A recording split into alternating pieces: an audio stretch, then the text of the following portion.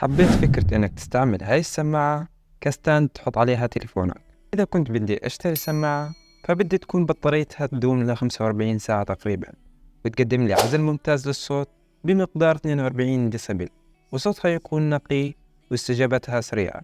وأكيد رح تكون سماعة الأنكر R50i NC الجديدة من شركة أنكر هي الاختيار الأنسب. السماعة تصميمها أنيق وجذاب وخامتها ممتازة، وبتيجي بخمسة ألوان ممكن تختار منها اللون اللي يناسبك. السماعة هي الإصدار المحسن من سماعة أنكر R50i العادية، وهي بتيجي بدرايفر محسن بمقاس 10 ملم، واللي يقدم صوت جهير قوي وصوت واضح ونقي من خلال تقنية باس أب، ومع 4 مايكروفونات، 2 منهم موجودين في كل سماعة.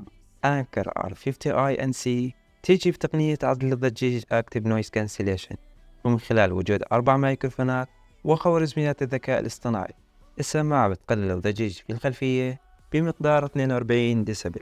وكل هذا الكلام يترجم إلى عزل جيد وصوت نقي خالي من التشويش أثناء المكالمات. السماعة بتيجي مقاومة للماء والغبار بمعيار رسمي IP54. وفيما يتعلق بالاتصال والاقتران، السماعة تحتوي على أحدث إصدار من تقنية الاتصال بلوتوث إصدار 5.4، وهو يعني اتصال سريع وبنطاق أوسع، والذي يصل مداه إلى 10 أمتار تقريبا.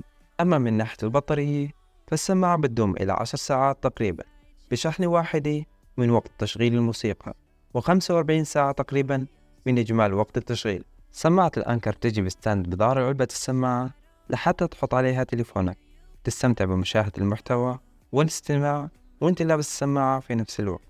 وبالنسبة للسعر، سعر السماعة وقت ما سويت هذا الفيديو $59 أمريكي تقريبا على موقع أنكر الرسمي. وفي النهاية لا تبخلوا علينا من الدعم، تأكدوا أنكم تشتركوا بالقناة وتفعلوا جرس التنبيهات وتشارك هاي الفيديوهات لحتى توصل لأكبر شريحة ممكنة من المستخدمين.